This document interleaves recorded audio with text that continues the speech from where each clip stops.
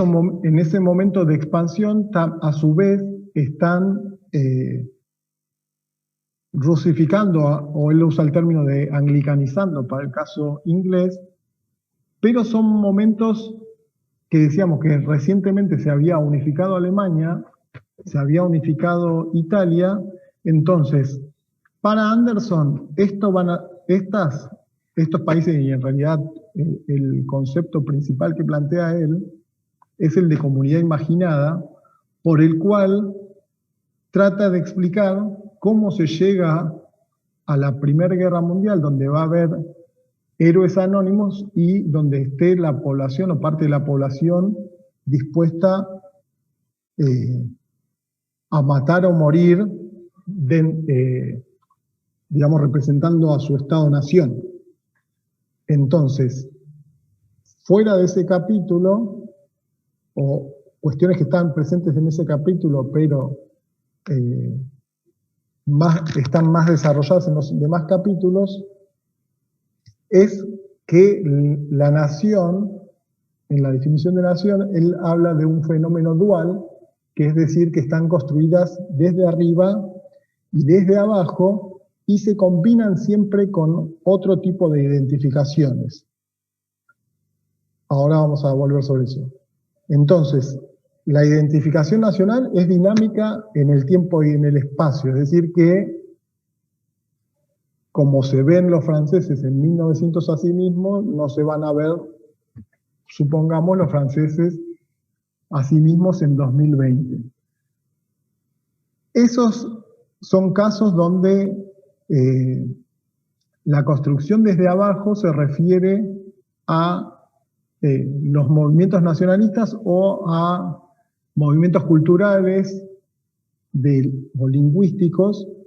y en el caso de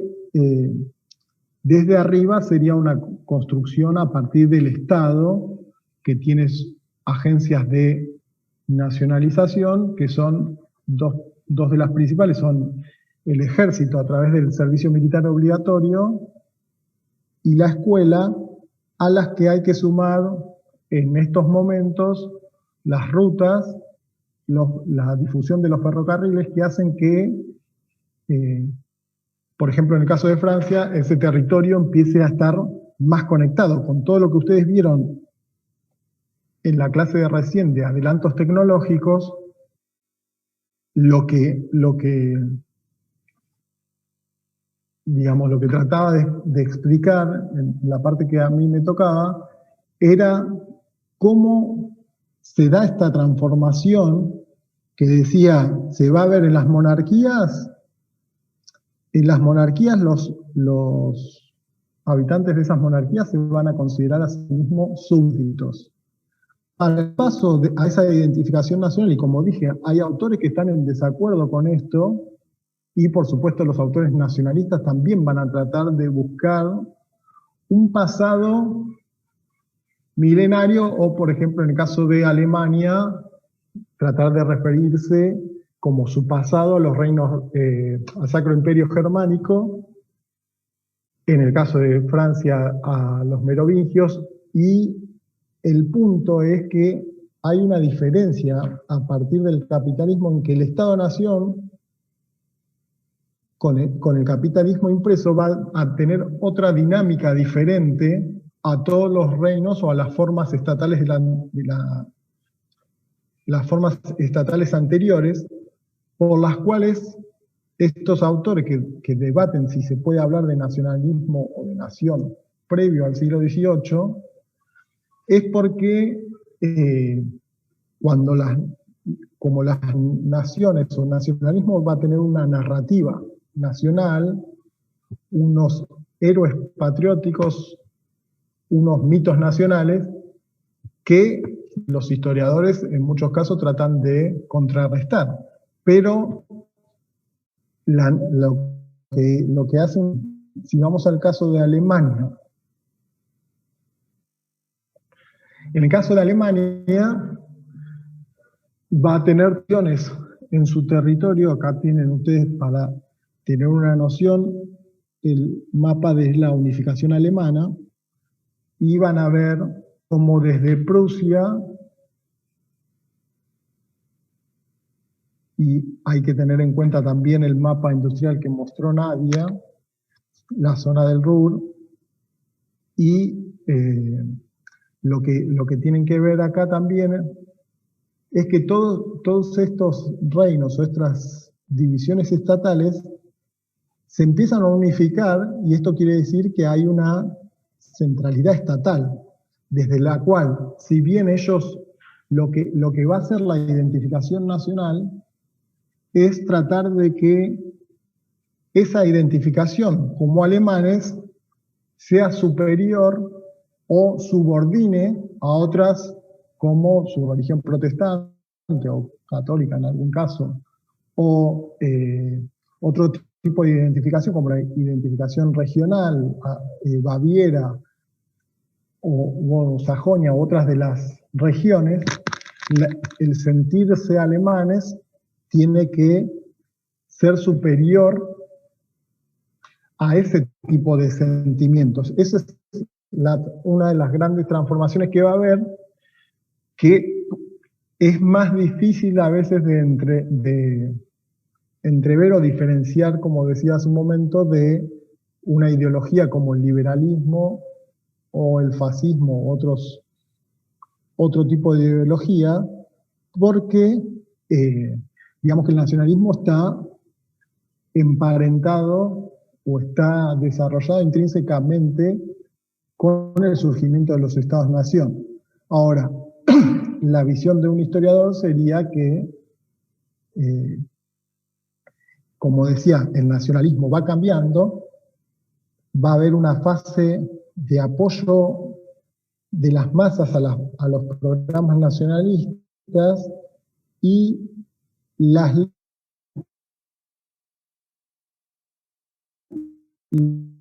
una de las transformaciones más grandes es la lengua. Ahí ustedes tienen el caso de Italia, donde hay, o sea, tanto en Alemania como Italia,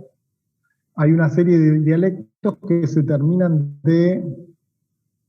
unificar hacia la actualidad, incluso con el caso de la televisión de la RAI, que es a través del medio de comunicación a través del cual en parte se empieza a unificar ese idioma. ¿Qué quiero decir con esto? Vuelvo al punto donde hablábamos de que los estados, uno cuando ve un mapa, por eso también el mapa, Anderson habla de lo que son los mapas logotipo, que son los mapas donde el mapa logotipo es una idea que quiere decir que cada uno se imagina a su nación como ese territorio con unas fronteras determinadas que no cambian en el tiempo. Es decir, por ejemplo, en el caso de Francia, un francés se va a imaginar a Francia y cuando le hablan de Francia se imagina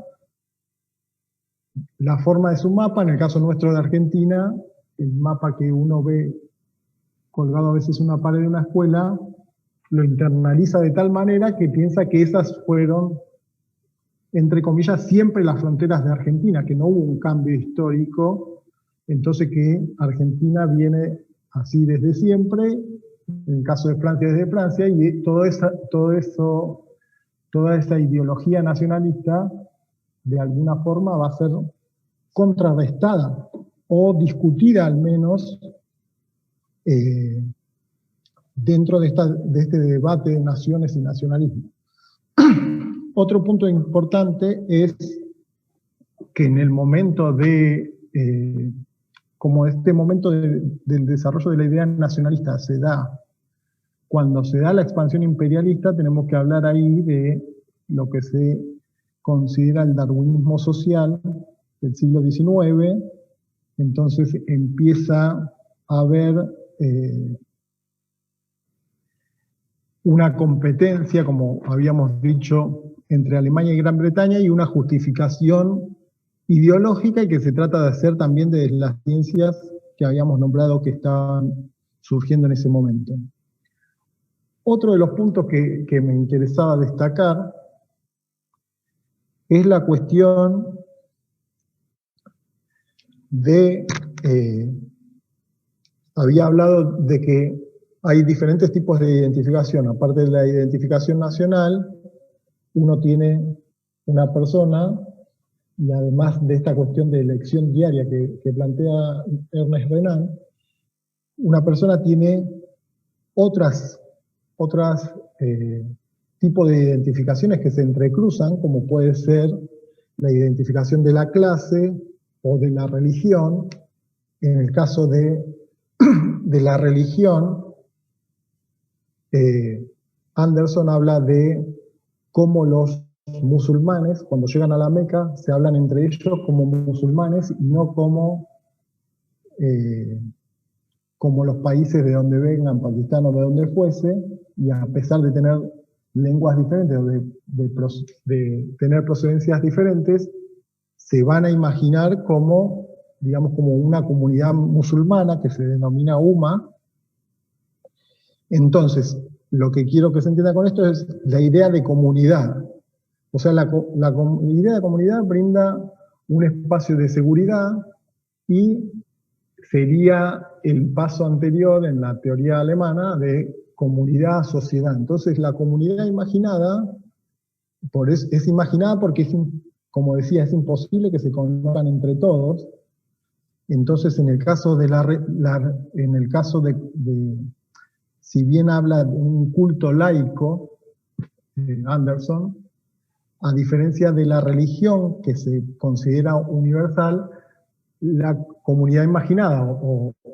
el Estado-nación se imagina limitado y soberano. Entonces, eso en relación a la religión. En relación a la clase, nosotros vamos a tener que, si nos referimos a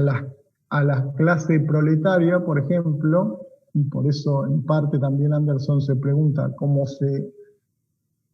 llega a que haya la cantidad de guerras que hay en el siglo XX, sobre todo las guerras civiles europeas según Traverso y todas las guerras que hay durante la Guerra Fría. Entonces, la clase contradice en parte a la ideología nacionalista en que los proletarios del mundo, incluso en la internacionalista que estaban reunidos previo a la Primera Guerra, estaban hablando estaban de diferentes naciones hablando de no matarse entre proletarios, porque ellos se veían como una clase explotada, entonces deberían tener una afinidad o deberían tener, digamos, no matarse entre ellos con otros proletarios. Entonces, lo que va a entrecruzar la clase con la nación es que digamos, las clases del mundo, incluso Anderson lo refiere como que deja de lado esa visión de explotación, digamos, el apego y la idea de comunidad imaginada no tiene en cuenta la diferenciación social a la hora de sentir ese apego o ese sentimiento de su identificación nacional, a diferencia de lo que es la idea de clase, donde los grupos se sentirían más emparentados con, supongamos, toda la clase de trabajadores de otros países del mundo. En cambio, la idea de nación, llegada si vamos al caso que ejemplifica la Primera Guerra Mundial, llegado a ese momento, va a luchar por su país contra otros trabajadores. Entonces, el contexto histórico donde se da esto es el que habíamos planteado, donde hay una paz armada, es decir, una carrera armamentística y una competencia industrial entre Alemania y Gran Bretaña, que van a desembocar en parte, como se dijo hace un rato, en la Primera Guerra Mundial. Va a haber una educación también nacionalista en el caso, por ejemplo, francés, se ve a través de la derrota con Prusia en la guerra entre 1870 y 1873, se va a ver que a partir de la educación se empieza a ver como el principal enemigo a Prusia en ese momento, Alemania más adelante, por eso busca un cierto revanchismo Francia, y en cambio Alemania busca tiene una visión expansiva. En el mismo momento está la disputa o la expansión entre Prusia y Austria sobre los Balcanes y la debilidad del imperio turco, que es llamado, entre comillas, el hombre enfermo de Europa, y donde todas las potencias que estuvimos nombrando y sobre las que estamos estudiando van a tratar de llegar al desmembramiento o a ver quién queda mejor colocado para conseguir sus tierras o sus materias primas o cómo dominarlo. Volviendo a las cuestiones centrales que plantea Anderson, si bien, como decía, Anderson hace un estudio donde trata de ver cuál es el surgimiento de la ideología nacionalista, entonces se pregunta entre este autor y los demás autores cómo se constituyen las naciones, qué es lo que las distingue entre sí y por qué sus territorios tienen esos límites geográficos y no otros. Ahí entra esta cuestión que trataba de mostrar con ese mapa del Imperio Austrohúngaro, donde los imperios van a tener, digamos, dominadas varias nacionalidades a su interior. El tema es que lo que empieza a cambiar, y por eso también pone el ejemplo de Hungría, es que va a haber movimientos nacionalistas que en algunos casos van a deparar en que esos movimientos nacionalistas puedan desarrollarse como un Estado-nación posteriormente, o en algunos casos no lo van a hacer. Y lo que decía de la comunidad y de la igualdad es que Anderson dice que a pesar de la desigualdad y la explotación, se concibe como un compañerismo horizontal a la idea de nación. Entonces, una de las preguntas que se va a hacer también es por qué generan un apego tan profundo a la idea de nación. Y una de las respuestas que podríamos dar, no sé si ustedes van a estar de acuerdo, es que el nacionalismo o la identificación nacional se inculca desde el nacimiento. Hay numerosos, digamos, ejemplos de cómo, digamos, a través de la escuela o en el caso de las escuelas o de la educación, esto se ve a través de los actos escolares, donde se hace una rememoración de esto que decíamos de los grandes patriotas o demás en cada uno de los estados-nación, justamente. El tema que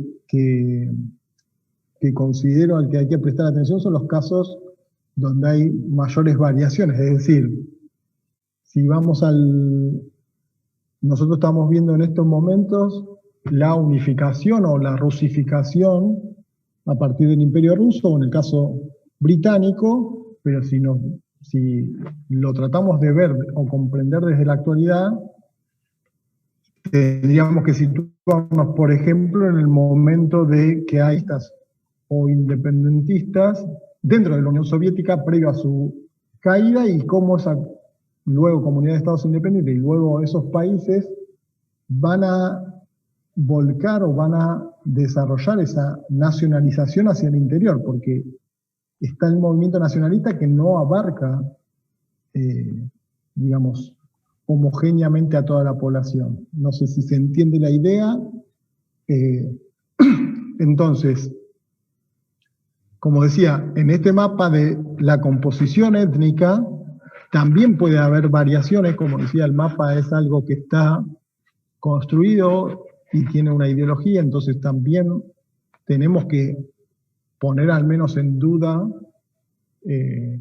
ahí nos dice que la fuente es el mapa etnográfico del Imperio Austríaco, pero es una estimación, es de un momento donde no estaría tan desarrollado, censado, que justamente el censo es otro de los instrumentos con los cuales los estados van a comenzar a tener,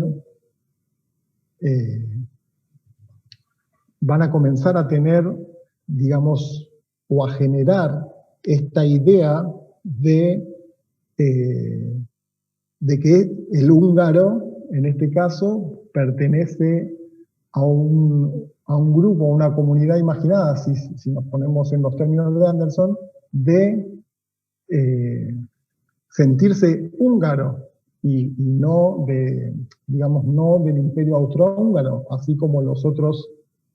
otras nacionalidades o los otros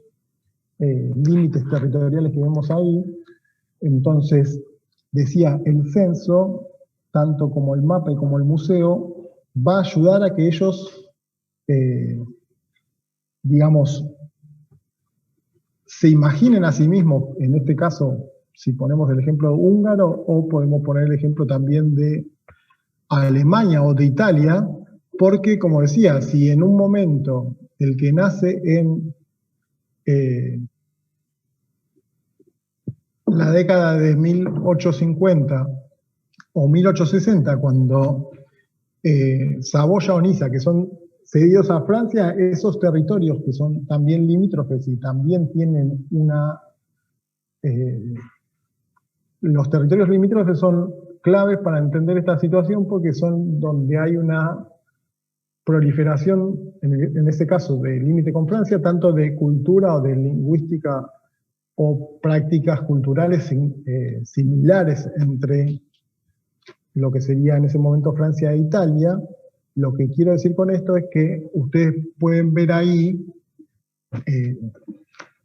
el desarrollo y pueden ver ahí dentro de una vida de una persona que, si supongamos nace en 1830 y en 1860 pasa a ser parte de un nuevo estado que es, digamos, Italia. Entonces se empieza a imaginar como italiano y ya no como de la Lombardía, de Venecia o de cualquiera de las otras regiones. En eso el mapa, siempre tenemos que tener en cuenta igual quiénes van a acceder a esos mapas, quiénes van a acceder a la educación en la escuela, así como lo que nombraba Anderson del capitalismo impreso, también uno debe preguntarse si todos van a acceder o qué cantidad de la población va a acceder a tanto la novela como el periódico, pero son transformaciones que se van dando y la idea, o una de las ideas que habría que discutir es, si les parece, es la cuestión de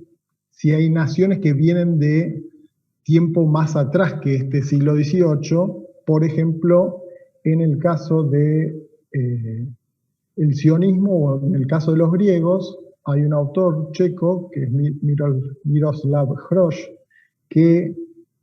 plantea que los nacionalismos se dan en tres fases, y esto lo cita Hobsbawm también, es, digamos, la teoría de Hroš, y él dice que tanto los griegos como los sionistas, es decir, los judíos son naciones anteriores, ahí habría que ver por qué plantea eso, y Anderson al respecto habla de que, como decía, surgen en un momento de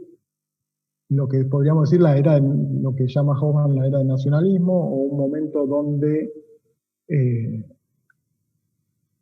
hay una proliferación de esas ideas y una difusión de esas ideas. ¿Hasta acá se entiende? Sí, perfecto. Sí, bien, muy bien. Bien, ¿alguna pregunta hasta acá? Porque yo no estoy viendo el chat, por eso. No, todo muy claro. Bien. Entonces, la idea, como decía, y algunas de las cuestiones que se discuten son ¿por qué la nación inspira tanto apego, tanta afinidad? ¿Y cómo se difunde? Bueno, una de las cuestiones es que en ese momento es una paz armada. Y lo que yo quería mostrarles de esa visión de esta época es este mapa que está realizado en 1900, en este caso está traducido en inglés, pero está hecho por un cartógrafo donde le da una imagen alegórica a cada uno de los países, y ahí ustedes van a ver la particularidad de esto que les decía de el Imperio Otomano recostado y lo que suele verse en este tipo de gráficos o tipo de cartografía así alegórica es a Rusia como un pulpo, y ustedes si nos vamos a ver este tipo de gráficos en el siglo XX, van a ver que Alemania también se lo suele hacer con una araña, o cada país ve como el gran enemigo. En este caso, el inglés ve como el gran enemigo al Imperio Ruso, que lo pone con ese tentáculo, ahogando ahí de alguna forma a Polonia. Y en este 1900 es también, acá también lo ponen, esto en 1870, hecho en un diario francés, y acá sí está traducido al inglés, como cada uno de los países, bueno, Gran Bretaña está ahí asolada, llena de rabia contra Irlanda, lo hace a España fumando sobre Portugal, y esto es lo que se veía. Igualmente, vean la poca cantidad de países que hay en relación a lo que decía del mapa de la actualidad. Por eso creo que comparar este momento de hace, en este caso, 150 años, o 120 años en el caso del otro gráfico, con la cantidad de países que hay en la actualidad, ayuda a entender un poco esta idea de nacionalismo, y habría que ver en los casos que incluso se imparte historia, por ejemplo, y no se dio un nacionalismo, porque cuando ustedes ven el caso de España, van a ver que Cataluña, por ejemplo, tiene una forma tiene diferencias idiomáticas con lo que es el idioma español, y van a tener una enseñanza de la historia diferente con Cataluña como centro. Entonces, lo que dicen algunos historiadores catalanes, como Jordi Canal, por ejemplo, es que el error es comparar España con Francia y con Gran Bretaña, cuando tiene otro tipo de identificación nacional un poco distinto, no más débil, sino más que no tiene un gobierno que, digamos, ayuda a difuminar o trata de expandir el idioma por todo el país. Entonces ese sería un caso de un nacionalismo que no llega a conseguir tener su Estado propio, pero sí que lucha por eso, sí tiene una ideología, tiene parte de la población, digamos, nacionalista catalana, y tiene una visión central con una visión diferente a la visión centralista madrileña, y ahí también podríamos hacer referencia al mapa que presentó Nadia de la difusión o de los grandes centros industriales, donde se ve Cataluña, y hay mismos españoles que lo que explican es que según la riqueza de una región, esta se quiere separar de la otra para no, digamos, no repartir sus recursos, como puede pasar en ese caso, como puede pasar en otros casos. Por eso es interesante el caso en cuanto al nacionalismo de España, por los movimientos independentistas que hay a su interior. En el caso de Italia pasó de manera similar con la región del norte de Italia, y ahí también debemos prestar atención al mapa de las industrias, del desarrollo industrial, que si lo vemos en la actualidad también es ese mapa de los primeros desarrollos industriales, o de esos focos de mayor desarrollo industrial, se refleja en un mapa de la actualidad donde veríamos cuáles son las zonas más ricas de Europa. Entonces, lo que decía de este mapa de 1900, o por lo menos me hizo acordar de lo que se llama la teoría del Heartland, la teoría del pivot, que plantea un geógrafo inglés en 1904-1906, que plantea que este área pivot, que es Rusia y un poco más aparte de Rusia, el que controla esta zona por sus recursos, por estar en el centro de lo que él denomina, y es una denominación que se comienza a usar ahora también, esto que planteó en una conferencia hace casi 120 años, habla de Eurasia y de toda la zona emergida del tricontinente Eurasia y África. Entonces, él dice que su teoría o su tesis geopolítica es que el que domina el Heartland va a tener influencia sobre este creciente interior o marginal, y a partir de eso domina todo el mundo. Es una teoría que me hizo acordar cuando buscaba las imágenes estas de 1900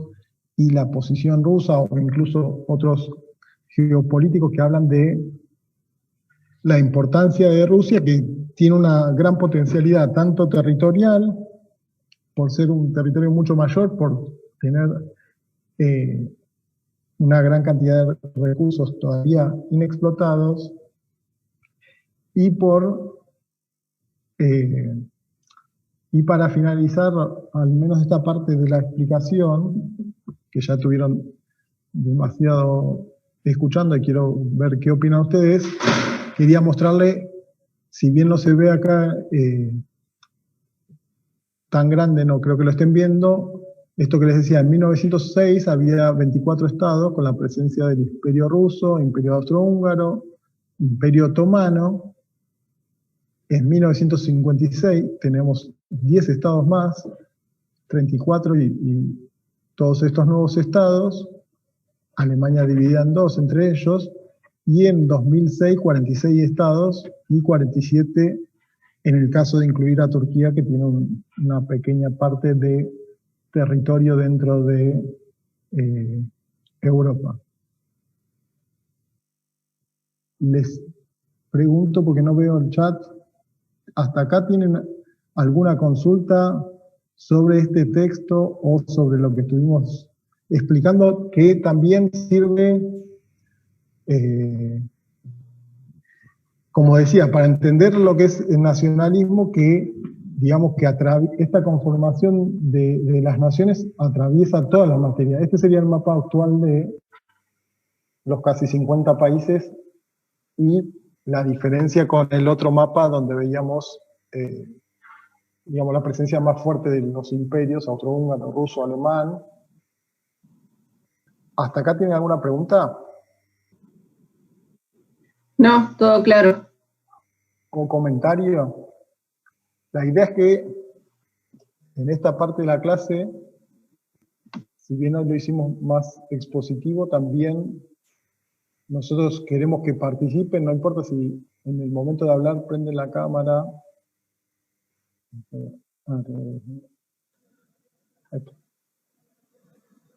Acá dice el mapa, último mapa de la guerra en Europa visto a través de ojos franceses. Sí, el mapa de 1870 es traducido al inglés, es de un diario francés. Sí, lo escucho entrecortado. ¿Hasta acá tienen alguna consulta? o algún comentario?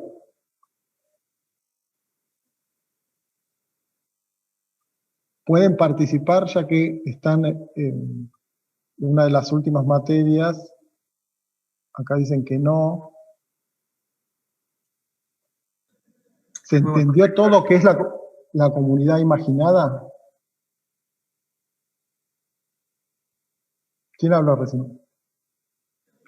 Yo hablé. Gastón. Decime. No, te ¿Cómo decía que estás? fue claro. Que por eso yo al menos no tengo preguntas. Bueno. La idea de los...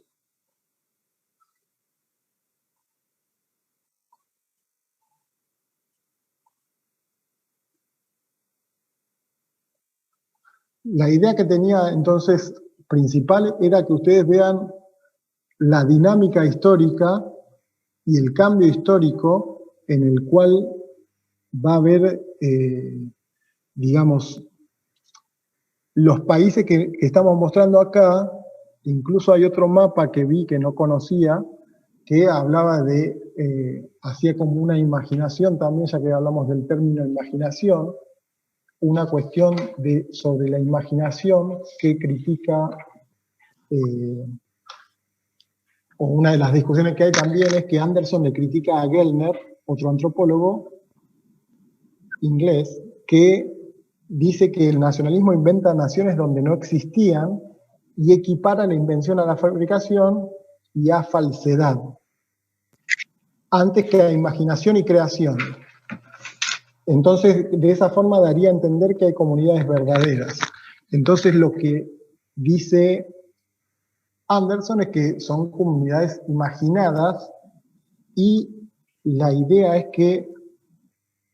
por ejemplo, si vamos al caso francés, se elige la lengua del Languedoc, el dialecto o la forma que se habla en una región como idioma oficial, y si vamos a la actualidad, parecería que eso fue así desde siempre. El rol del historiador, o una de las cuestiones que vemos desde la historia, es que la historia justamente es dinámica y que hay, si bien hay cambios y permanencias, vamos a ver, y si vemos nada más que el mapa, viendo nada más que el mapa y los cambios que hubo en todos estos años, desde el mundo colonizado en 1914, ahí vemos nada más que los colores y vemos las divisiones entre pocos países, digamos que había un rol importante de los imperios. De ese momento a este momento, además de la influencia del capitalismo, por supuesto que vamos a tener un gran desarrollo demográfico que va a incluir que, o va a incidir en algunos puntos, puede incidir en que eso haga que haya nuevos estados. Sin embargo, va a haber, por ejemplo, sin ir más lejos, dos países que se consideran como países, que son India y China, que tienen más de 1.000 millones de habitantes, y sin embargo forman cada uno de ellos un país con la misma cantidad de habitantes que, por ejemplo, tendría el continente americano aproximadamente, o el continente africano, donde hay 54 países. Entonces, solo un país tiene el equivalente, o solo algunos países tienen el equivalente a otros, una sumatoria de decenas de países. ¿Esto qué implica en relación a las nociones de naciones y nacionalismo? Primero, una de las discusiones va a ser que si la idea de nación y nacionalismo surge en Europa y se difunde a otras partes del mundo, por ejemplo, Partha Chatterjee, un autor indio, va a discutirle y va a decir si todos los países del mundo, o las regiones sobre todo asiáticas y africanas, copian los modelos europeos y en parte el modelo criollo, porque es un modelo que surge poco tiempo después, o sea que Comunidades Imaginadas es un texto que se aplica en buena parte tanto a Europa como a América, y la crítica que va a recibir entonces es que dejaría poco lugar a la imaginación o a la originalidad de tanto de los casos africanos como asiáticos. ¿Cuáles son una de las diferencias que van a surgir para poder pensarlo? Van a ser que en el caso europeo, si bien hay países que van a incidir sobre otros y querer colonizarlos o ocuparlos militarmente, como el caso, como decíamos, del Imperio Austrohúngaro y prusiano o alemán sobre los Balcanes, o el Imperio Ruso también teniendo una modalidad expansiva, no así el caso británico que se expande sobre los diferentes lugares del mundo. Hay otra cuestión que se explica en el libro, que es la cuestión de cómo las unidades administrativas coloniales, acá en este caso vemos Argelia, cómo las unidades administrativas coloniales influyen en las posteriores divisiones de los países. Es decir, que la división colonial europea tuvo o dejó una huella y tuvo incidencia en cómo se formaron los límites territoriales de los otros países. Y vamos a una de las primeras preguntas que teníamos, era la cuestión de cómo se constituyen las naciones y por qué sus territorios tienen esos límites geográficos y no otros. Por eso decía que en el caso de España o Italia, o en el caso de España, hay movimientos secesionistas del interior, en el caso de Italia lo mismo, en el caso de lo que en otro momento se veía como Yugoslavia, va a aparecer acá notablemente dividido en varios países. Entonces esas transformaciones a nosotros nos dan lugar, como decía, a ver, por un lado que hay minorías étnicas o que estos países, por ejemplo, Checoslovaquia que estuvo unido, Alemania que estuvo dividido, el caso de Polonia, dentro de cada historia de cada país deberíamos estudiar o ver qué función o rol, o qué, como decía a veces, que por ahí no está discutido creo en el libro, es la cuestión de qué rol juegan las potencias a la hora de implicarse en la división de los países. El último país que surge, si bien no es de este continente, y nosotros estamos viendo historia contemporánea, es en 2011 Sudán del Sur. Entonces, si nosotros queremos saber, si bien se hace un plebiscito para ver si se quiere separar de Sudán o no, tenemos que ver qué implicancia tiene, en ese caso, el petróleo, qué relación tiene con China, con Estados Unidos, para convertirse en un nuevo país.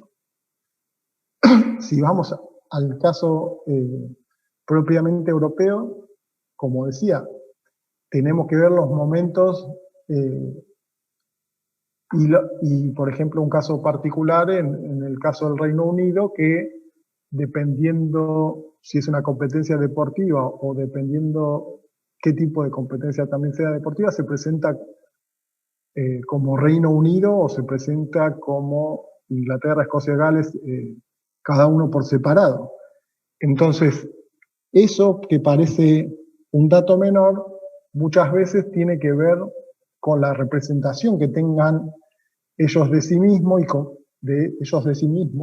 y como decíamos, eso tuvo una gran implicancia, porque lo que no hay que dejar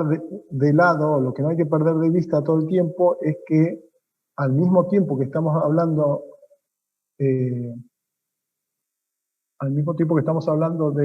del nacionalismo, de este surgimiento de la idea nacionalista,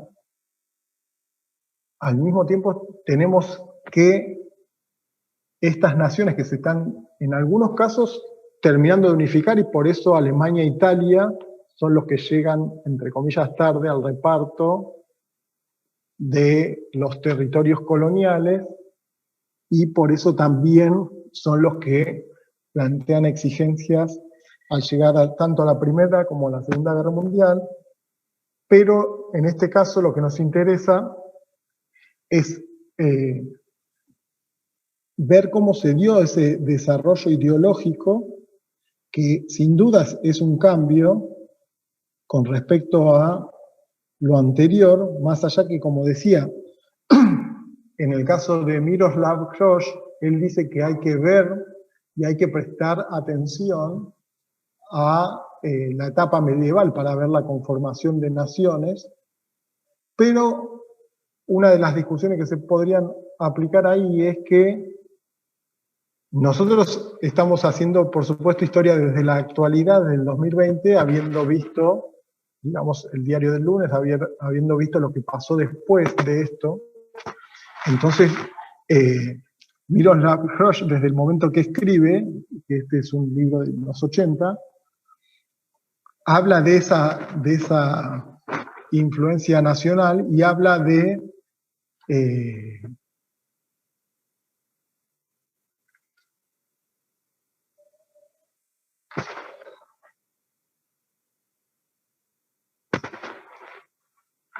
esperen un segundo a ver, que me dicen que no se pueden conectar. Aprovechen para comentarme hasta ahora qué es lo que entendieron por comunidad imaginada y qué pregunta tienen, que hay un alumno que me estaba diciendo que no se puede conectar.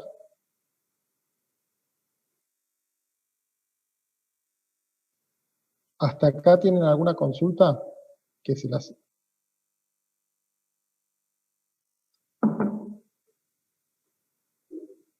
¿Me escuchan? ¿O se fueron todos? Sí, se escucha bien, Martín. Sí, se escucha, Martín, se escucha. ¿Hasta acá tienen alguna otra pregunta? ¿Alguna otra o alguna pregunta? Vamos al tema de la definición de las definiciones de nacionalismo. Algunas de las definiciones de nacionalismo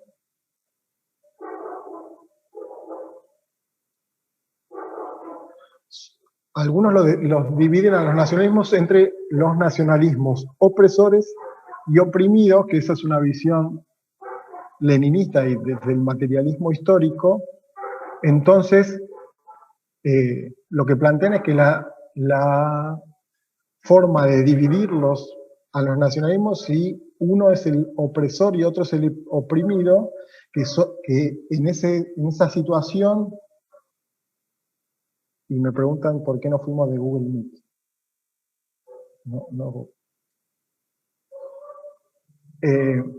En esa situación, decía, el que consideran oprimido es por la cuestión de la autodeterminación, que es algo que se va a tomar en cuenta a partir de la Primera y Segunda Guerra Mundial, la autodeterminación de los pueblos, y es una cuestión importante porque es, como decía, un rol no menor de las potencias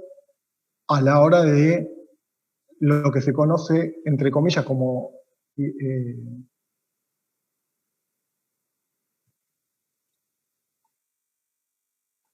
lo que se conoce como la comunidad internacional, entre comillas, son los que van a determinar qué país es aceptado o no por el resto de los países. Lo que quiero decir con esto es si se acepta o no la legitimidad de algunos países, como puede ser el caso de Taiwán, Palestina u otros, que hay una parte o un grupo de países que aceptan que sea o lo consideran un Estado-nación independiente, y otro gran grupo que se opone a esa visión. El otro punto, u otro tipo de nacionalismo, también se consideran nacionalismos anticoloniales o nacionalismos diaspóricos, y son, digamos que en el caso de los nacionalismos diaspóricos vendrían a contradecir la lógica del nacionalismo, que es la relación, el sentimiento con la tierra patria. por último, entonces tiene que quedar claro cuál es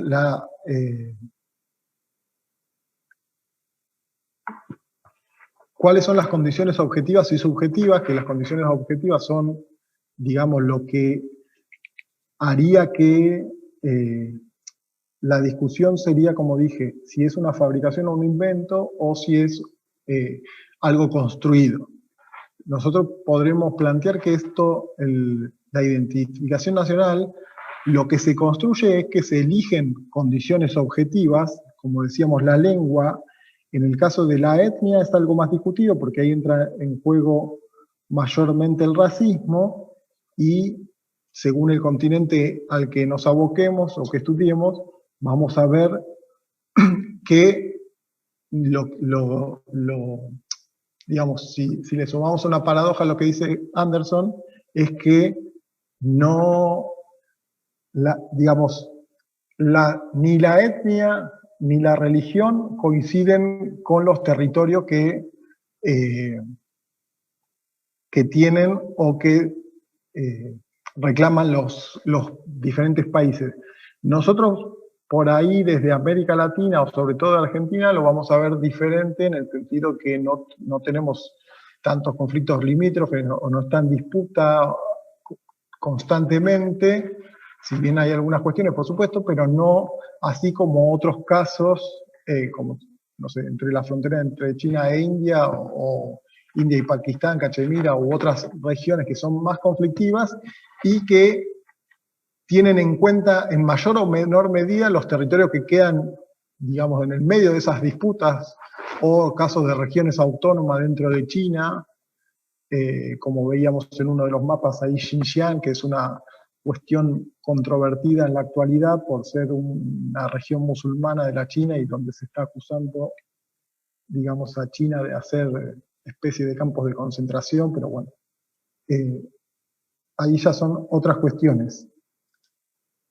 Del texto y del tema que estuvimos explicando, ¿alguno tiene algún comentario o pregunta?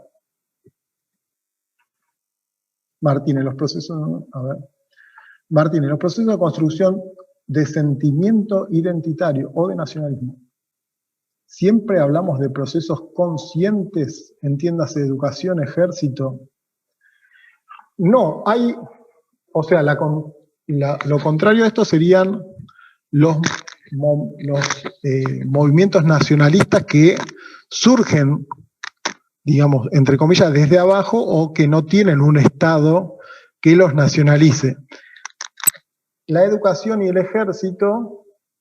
son, digamos, organismos oficiales. La escuela, en el caso de movimientos de liberación nacional, hay dos cuestiones. Una es que lo que estaba diciendo, los nacionalismos anticoloniales se organizan o tienen una idea nacionalista antes de independizarse. ¿Qué quiero decir con esto? En el caso de las colonias del Imperio Británico, ya se entiende que surge la idea o la identificación nacional antes de tomar el poder político. Por ejemplo, en el caso de la India, se puede decir que habría una idea de identificación nacional india previa a, digamos, a echar al Imperio Británico. Los procesos conscientes, si entiendo hacia dónde va dirigida la pregunta, o sea, la construcción es un término que habla de que es un proceso que no existió siempre, donde se eligen, o sea, actores sociales que van a estar involucrados. No es que hablando de una construcción, no es que solo se educa y digamos que se moviliza a la población hacia las carnicerías de las guerras mundiales. No es eso es lo que plantea el autor. Sí, lo que plantea va a ser que es una transformación diferente a las etapas anteriores de la humanidad, y que igualmente desde estos 2 siglos y pico de los que habla, también hubo imperialismo y colonialismo. Sigue en la actualidad tanto el imperialismo el colonialismo de diferente manera y en menor medida, pero el imperialismo sigue en la actualidad de diferentes maneras a las que vemos en ese momento que estamos estudiando, que es entre 1870, 80 y 1914, la Primera Guerra. Ahí estamos hablando de la etapa del imperialismo clásico. La construcción del sentimiento identitario, o lo que tiene el nacionalismo, es que hay que diferenciarlo para ir cerrando del concepto de nación o del concepto de movimientos de liberación nacional. El nacionalismo es una especie de ideología, pero es un sentimiento identitario que si vamos al concepto de identidad, identificación nacional, esta identificación nacional subordina en la actualidad, o subordinaría, no quiere decir que sea así siempre, a otros sentimientos identitarios o a otros tipos de identificaciones como la comunitaria, la religiosa, la de clase, de pertenencia a cualquier otro grupo familiar o clánico, el que sea. Entonces, los problemas que acarrea esto es que esa idea de nación va a diferir, se me viene el ejemplo a la mente de China, por ejemplo, porque habitualmente cualquier civilización se considera, digamos, centro de la humanidad, pero en el caso de China habría que preguntarse si existe una nación china, o veríamos ahí la diversidad, la gran diversidad lingüística y en otros aspectos, e igualmente se considera una nación o no. El tema es que nosotros, como decimos, partimos de una idea europea o eurocéntrica de lo que es una nación, entonces por ahí no se entiende cuando en otro continente o en la misma Europa, porque la idea es que Europa manifiesta o difunde una idea de estados homogéneos donde no hay disputas. Sin embargo, ahí hubo todos esos cambios que vimos, sigue habiendo movimientos separatistas, entonces es un proceso que está pienso yo, para ir cerrando, que está en un constante cambio, solo que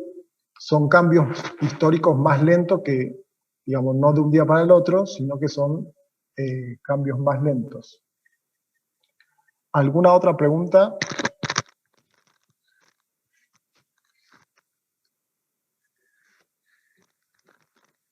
¿Cuándo termina la clase? ¿Ya está por terminar? No, profe, ninguna. Bueno, entonces, ahí me dijo un alumno que no pudo entrar. Si conocen a otro que no haya podido entrar, bueno, es una lástima porque no se me ocurrió grabar ni nada. Bueno, nos vemos la clase bueno, conmigo no tiene la clase que viene, yo voy a estar igual, pero cualquier cosa nos escriben. Ahora vamos a ver esto de las fuentes que faltan. Cualquier consulta acerca de la clase, de los textos, lo que fuese, nos escriben. En mi caso tiene mi mail, pero también está el mail de la materia, o se comunican, digamos. Bueno. Una pregunta. Dale. La clase que viene, ¿vamos a entrar por Meet, por Zoom? ¿Cómo va a ser el sistema? Yo lo tengo que conversar con los otros profes, pero supongo que, ni bien sepa, les mandamos un mail. Yo les mandé un mail complementario, aparte de lo que les mandamos por el aula virtual, por si a alguno no le llega, porque nosotros tenemos ahí toda la lista, incluso con los que se inscribieron ahora, pero si en estas primeras clases, hasta que ustedes me digan que les llega o no, que no sabemos si todos entran al aula virtual o les llega